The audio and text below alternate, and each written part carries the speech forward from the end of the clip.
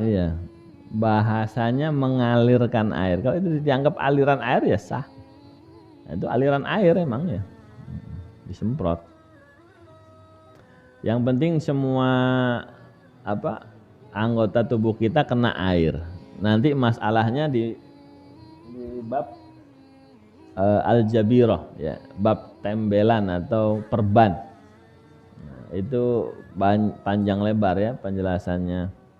Ada yang wajib dicopot, nanti setelah itu ada yang wajib ngulang atau enggak. Nanti panjang lebar dibahas dalam kitab Nailur Roja Syarah Safinah. Di situ ada babul jabirah. Bagaimana kalau kita lagi ditembel anggota wudhu kita, nah itu hati-hati. Ya, hati-hati. Kalau bisa dicabut, cabut. Yang sekiranya enggak. Kalau enggak berarti harus ditembel dengan tayammum. Diusap dengan tayammum.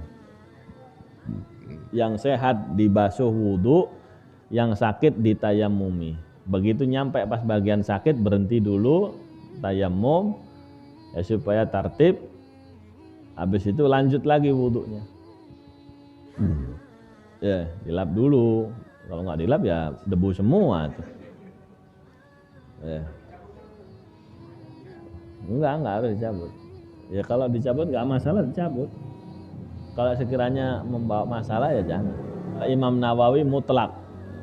Walaupun di situ ada yang nggak kebasuh, ada ini, yang penting kita sudah wudhu dengan tayammum, nggak perlu i'adah. Ada kalam Imam Nawawi.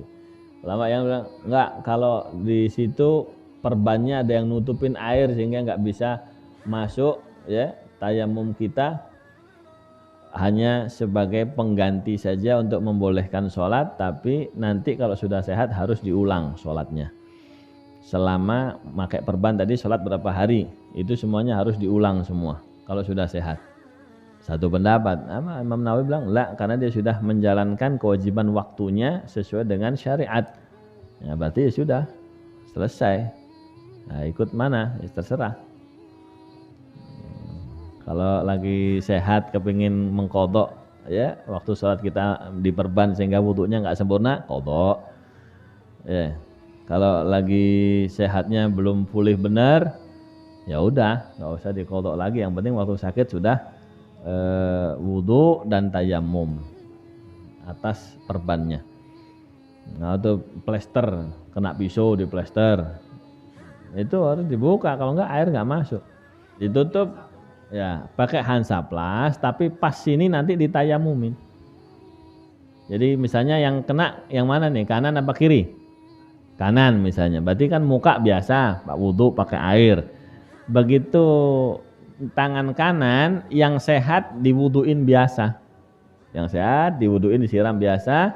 Nah ini kan belum kena nih. Nah ini diusap doang sama air, seret. Habis itu kita berhenti tayammum. Tayammum dalam rangka mengganti yang enggak terusap tadi. Gitu. Itu tayammum biasa. Biasa.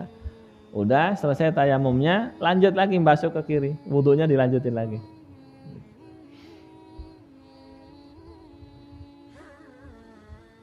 Ini banyak yang enggak ngerti itu. Main tembel Hansaplast.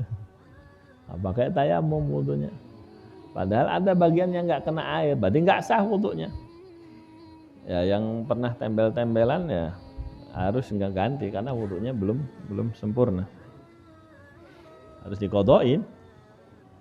Tapi kalau dia sudah wudhu dengan sempurna, bermakna dia sudah wudhu dan sudah tayammum, pengganti yang nggak masuk tadi diganti dengan tayammum, ya sudah ikut Imam Nawawi nggak apa-apa, nggak usah di-i'adah, nggak usah ngulangin sholatnya.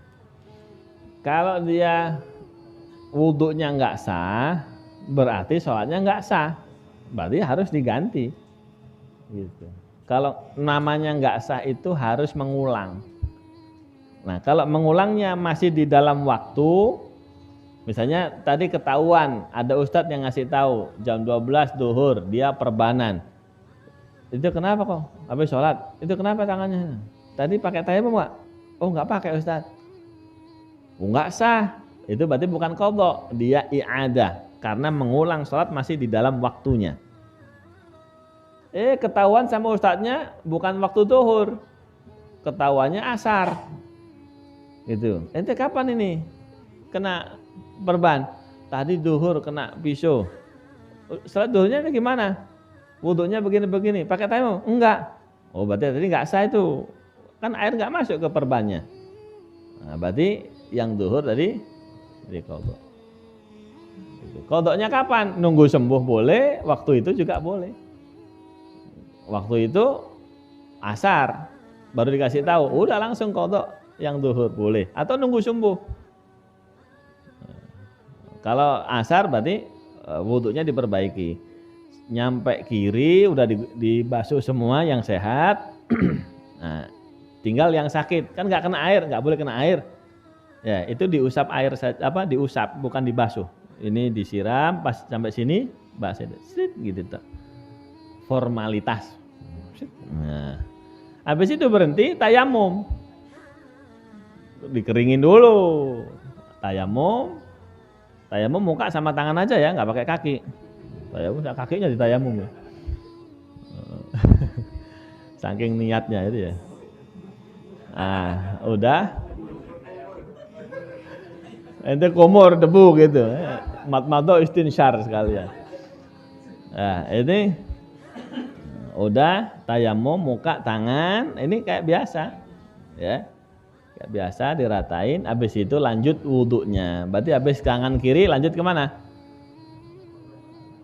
Kepala, lanjut wujud kepala biasa, telinga biasa, yang sehat biasa. Gitu. Cuma karena ada yang nggak kena air diganti dengan tayamum. Itu pun sebagian ulama bilang tetap tidak sah, tapi dia boleh sholat. Nah terus nanti kalau sudah sehat gimana? Wajibal qadha. Dia harus mengqadha'i, tapi sudah nggak dosa. Gitu. Kalau dia wudunya nggak kayak begitu, udah salah, dosa dia, sama saja ninggalkan sholat gitu maksudnya. Fungsinya tayamum itu supaya kita nggak kena dosa. Nah, yang enak lagi Imam Nawawi bilang nggak apa-apa, yang penting dia sudah menjalankan sesuai dengan syariat, ada udzur, nggak perlu ngulang lagi sholatnya. Untung ada Imam Nawawi. Orang awam-awam ini. Gitu. Yang penting ngerti pakai tayamum kalau ditempel perban. Ya. Anggota wudhu bukan? Tetap aja diusap. Tayamumnya nggak pakai kaki, tayamumnya tetap muka dan tangan. Fungsinya tayamum itu apa? Istibahati sholat, untuk memperbolehkan sholatnya itu loh. Itu. Tayamum ya kayak biasanya muka dan tangan, jangan kumur ya. Kumur.